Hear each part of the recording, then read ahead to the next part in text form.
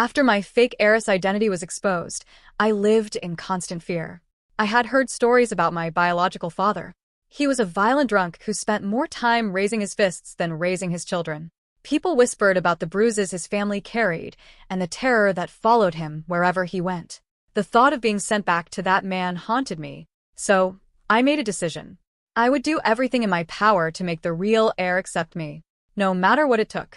Then, one ordinary afternoon, strange glowing words suddenly appeared before my eyes. The fake heiress's romance storyline is about to begin. Don't worry, girl. You've got the beloved heroine script. The real heir likes you far too much to ever send you away. I froze. The real heir likes me? Before I could figure out what any of it meant, my adoptive father arrived home with the long-lost child they had spent years searching for. My jaw nearly hit the floor. A boy? I stared at the tall stranger standing beside my father. He was at least 6'2", broad-shouldered and intimidating, with sharp features and dark eyes that seemed capable of seeing through people. This was the real heir? My adoptive mother looked equally stunned. I gave birth to a boy, she blurted out. She circled him several times as if she couldn't quite believe what she was seeing. The child she had imagined for years had always been a daughter. Not this towering young man who practically filled the doorway. Only after my adoptive father produced the DNA report did reality finally sink in. With trembling hands, my mother grabbed Ethan and pulled him into a fierce embrace. Tears streamed down her face. My baby. Her voice cracked. If things hadn't been so difficult back then, I never would have lost you. She buried her face against his shoulder and sobbed uncontrollably. It's all those horrible people's fault. They stole so many years from us. The people she blamed were my biological parents. Apparently, when Ethan and I were born, my biological father had been furious to learn he had a daughter. Determined to have a son instead, he bribed a nurse to switch newborn babies. That single cruel decision had changed all our lives. The Wilson family had remained unaware for years. Only recently had routine blood testing revealed something was terribly wrong. I wasn't their biological child. Ethan was. As I watched my parents cling to their son, guilt settled heavily inside me. Everything I had belonged to him. The room, the family, the life. And yet, despite everything, they had allowed me to stay. That only made me feel worse. I wanted to make things right. Seeing the suitcase beside Ethan's feet, I hurried forward before anyone could stop me. I'll carry that upstairs for you. I grabbed the handle confidently. A second later, I regretted it. The suitcase felt like it was packed with bricks. My arms nearly gave out. I managed 3 awkward steps before losing my balance completely. Thud. I landed flat on my back. The room fell silent. Pain shot through my spine. Embarrassment followed immediately after. Nobody spoke for several long seconds. Finally, my adoptive mother cleared her throat. Ethan, she said awkwardly, this is Grace. Your older sister. Technically speaking, I was older by several months, even if I wasn't really a Wilson. When the truth first came out, my mother had held my hands and reassured me. The Wilson family can afford to support another child. I knew she wanted me to stay. And deep down, I desperately wanted to stay too. But none of that mattered. The decision belonged to Ethan. Keeping me here would be unfair unless he accepted it. I quickly wiped away the tears threatening to spill. Before I could stand properly, a shadow fell over me. A large hand reached down and effortlessly lifted the suitcase. I looked up. Ethan was staring at me. His expression was unreadable. Cold. Distant. Almost annoyed. I'll handle it. His voice was low and indifferent. For a moment, I could have sworn I saw disgust flash through his eyes. Yet the floating text immediately appeared again. Don't be fooled by the male lead's cold exterior. He already feels sympathy for our heroine. Exactly. If the male lead barely survived that household as a boy, imagine what would have happened if our heroine had grown up there. She probably would have been sold off to have children for someone. My eyes widened. A chill crawled down my spine. Sold off. Was my biological family really that horrible? By the time I recovered from my shock, Ethan had already carried his suitcase upstairs. Suddenly remembering something important, I rushed after him. But I was too late. Ethan pushed open the bedroom door assigned to him. Then he stopped. Completely froze. I looked past him and instantly understood why. The entire room was pink. Pink wallpaper. Pink curtains. Pink blankets. Pink rugs. A mountain of stuffed animals occupied one corner. Shelves packed with dolls lined an entire wall. It looked like a princess's dream bedroom. Unfortunately, the owner was now a 6'2" man. Heat rushed to my face. Sorry, I blurted out. I decorated it. I laughed nervously. We all thought you were a girl. A strange silence followed. Ethan slowly turned around and started walking away. Panic immediately seized me. I grabbed his arm. If you don't like it, I'll change everything right now. The words tumbled out in a rush. Or you can stay in my room first. His eyebrow lifted. Sleep in your room? I nearly bit my tongue. No. My face turned scarlet. I mean, you sleep in my room. I'll stay here. For the first time since arriving, amusement flickered briefly in his eyes. Fine.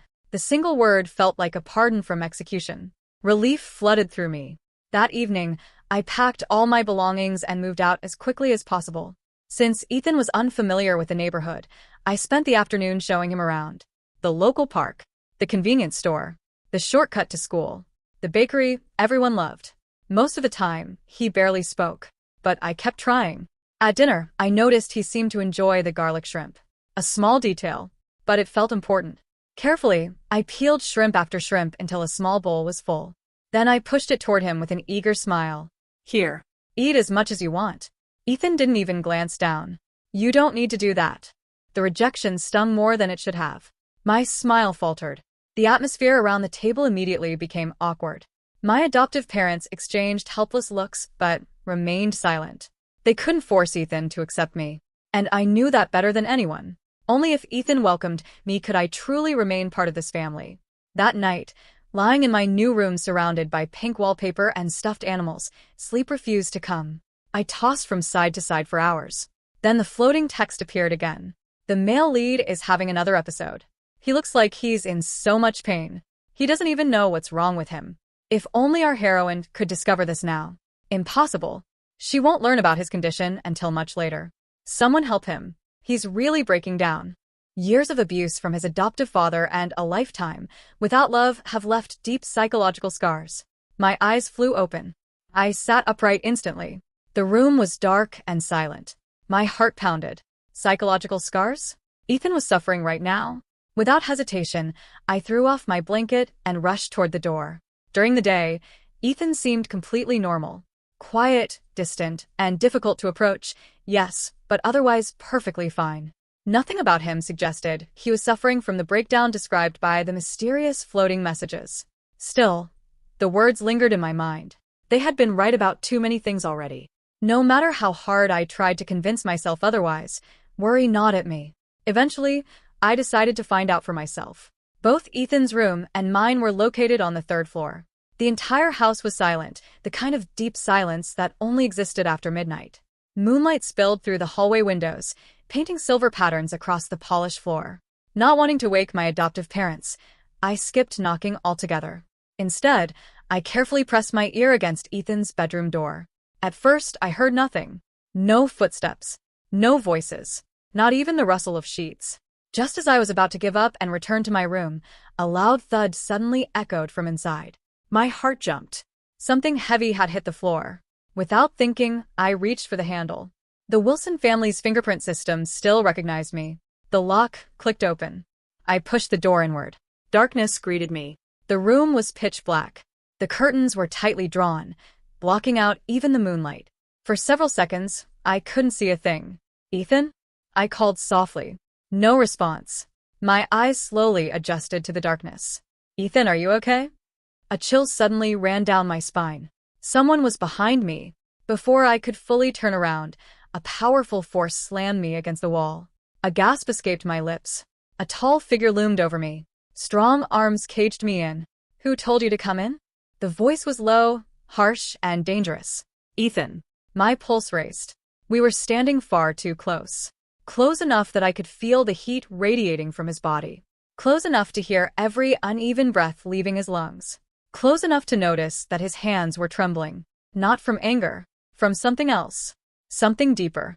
I swallowed nervously. I was worried about you. His grip tightened. The darkness made his expression impossible to read. I heard a noise. I gathered my courage. Ethan, you're sick, aren't you? The words slipped out before I could stop them. For a brief moment, Silence filled the room.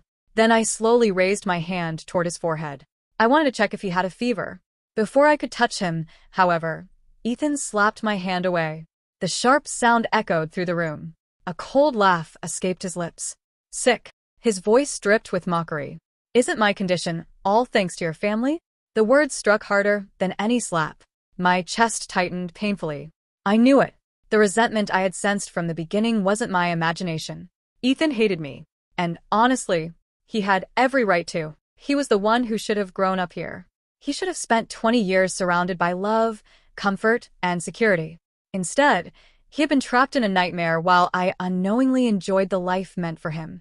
Compared to what he had suffered, my guilt felt insignificant. Tears blurred my vision. I'm sorry. My voice shook. The words felt pitifully inadequate. I'm really sorry, Ethan. The tears came faster.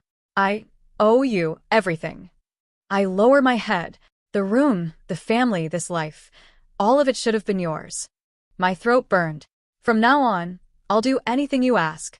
The darkness swallowed the room once more. Then Ethan spoke. Can it really be repaid? For the first time, I heard something beyond anger in his voice. Loneliness. Pain. A kind of exhaustion that seeped into the bones. The question left me speechless. Because the answer was obvious. No. Nothing could return the years he had lost. Nothing could erase the abuse he endured. Nothing could give him back the childhood that had been stolen. I wasn't qualified to talk about repayment. Not when I had never experienced what he had. After a long silence, I clenched my fists. I'll go back. My voice was quiet but firm. I'll return to where I belong. The thought terrified me, but guilt demanded it. I forced myself to continue. But before that, I hope you'll take care of yourself. I looked up at him. If you're sick, please get treatment. My eyes stung. And don't blame Mom and Dad. They didn't know. They're victims too. With that, I pushed myself away from the wall and started toward the door. 1 step. 2. Then suddenly, strong arms wrapped around my waist. I froze. A sharp breath escaped me. The embrace came from behind. Ethan's chest pressed against my back. His grip was so tight that I could barely move. For a moment, neither of us spoke. Then I realized something. He was shaking, even worse than before. The tremors running through his body were impossible to ignore. It was as if he was desperately holding himself together. If you really want to repay me, his voice was low beside my ear. Then let me hold you, for 2 hours every night. My eyes widened. After that, his arms tightened slightly. Maybe I won't hold a grudge anymore. Immediately, the floating text exploded across my vision. Say yes. The male lead's symptoms can only be relieved when he's close to the heroine. Such a shame. The heroine thinks his request is inappropriate and refuses. If she keeps rejecting him, his condition will worsen. Eventually, he'll start hurting himself. I stiffened. Hurting himself? My heart sank. The person holding me now didn't seem dangerous at all. If anything, he felt fragile, like someone standing on the edge of collapse. If simply staying beside him could help, why wouldn't I agree? The next evening, at exactly 9 o'clock, I stood outside Ethan's bedroom door. Taking a deep breath, I pushed it open. This time, the room wasn't dark. A warm bedside lamp illuminated the space. Ethan was sitting against the headboard, a book resting in his hands. The golden light softened the sharp angles of his face. For a moment, he looked almost approachable. Then he noticed me. His brows immediately furrowed. I suddenly felt nervous. Clasping my hands together, I awkwardly shifted my weight. We can start now. The words sounded much stranger out loud than they had in my head. Ethan slowly closed his book. Then he tossed it onto the bedside table. His dark eyes locked onto mine. A strange emotion flickered across his face. Grace. My name rolled off his tongue slowly, dangerously. Would you really do anything I asked? The weight of Ethan's gaze pinned me to the floor. The golden light of the bedside lamp caught the sharp angle of his jaw, making him look less like a rescued son and more like a predator mapping out his territory. Would you really do anything I asked? He repeated, his voice low, vibrating through the quiet room. My heart hammered against my ribs, but the memory of the floating text flashed in my mind.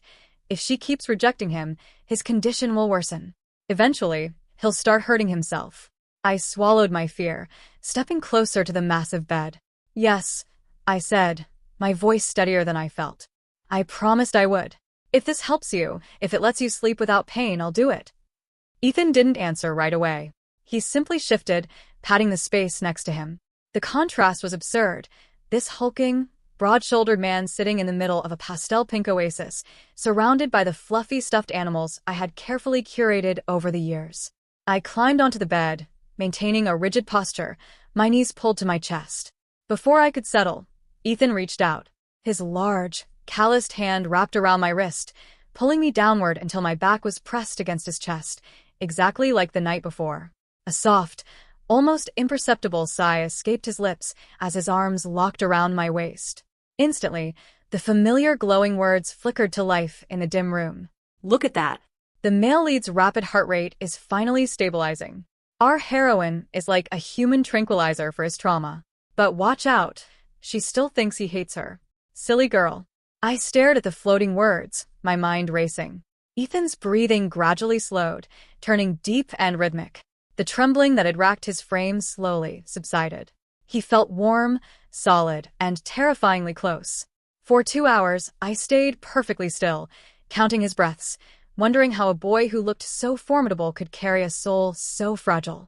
When the clock on the nightstand clicked to 11 p.m., his grip loosened just enough for me to slip away. I looked back from the doorway. He was fast asleep, his features relaxed for the very first time. Over the next 2 weeks, a strange dichotomy defined our lives. By day, Ethan was the perfect, brooding heir to the Wilson fortune. My adoptive parents did everything to please him, purchasing a new wardrobe, arranging for high-end tutors, and introducing him to society. Yet, Ethan remained a ghost in the house, answering in monosyllables and avoiding everyone, especially me. At the dinner table, if I passed him a dish, he would barely acknowledge it, his cold exterior cutting through the room like ice. My mother noticed, pulling me aside one afternoon. "Grace, dear, please don't take Ethan's coldness to heart. He went through so much." The investigator said his biological father used to lock him in dark closets for days. Her eyes welled with tears. "He just needs time." Hearing that made my chest ache with a fresh wave of guilt. But by night, behind closed doors, the ice melted into desperate dependency. Every evening at 9, I would enter the pink room. Every evening, Ethan would pull me into his arms, burying his face in the crook of my neck, holding me as if I were a lifeline in a stormy sea. He never spoke during those hours, and neither did I. It was our silent, bizarre contract. One rainy Tuesday night, as I lay trapped in his embrace, a sudden flash of lightning illuminated the room. A loud crack of thunder shook the windows. Instantly, Ethan's grip tightened to a painful degree. He began to gasp, his chest heaving violently against my back. Cold sweat soaked through his shirt. "Ethan." I turned around in his arms, breaking our usual position to face him. His eyes were wide, unseeing, locked in a horrific memory. The floating text flared bright red. "Panic attack triggered by the storm." It reminds him of the night he was locked in the cellar during a storm. He's losing his grip on reality. Only physical grounding can bring him back. Without thinking, I reached up and cupped his face with both hands. "Ethan, look at me. You're not there anymore. You're safe. You're in the Wilson house. I'm here." His frantic gaze locked onto mine. His hands flew up, covering my hands on his cheeks, pressing them harder against his skin, as if trying to absorb my warmth. "Don't leave," he choked out, his voice cracking, stripping away every ounce of the arrogant heir persona. Please, don't go." "I'm not going anywhere," I whispered, pulling his head down onto my shoulder, rocking him gently as the rain poured outside. Just as life at the Wilson estate began to find a fragile rhythm, the ghost of my past caught up with me. I was walking home from the bakery on a Friday afternoon when a heavy, foul-smelling hand clamped over my mouth, dragging me into a secluded alleyway. I thrashed and kicked, dropping the bag of pastries. Well, look at the little princess," a rough, gravelly voice sneered.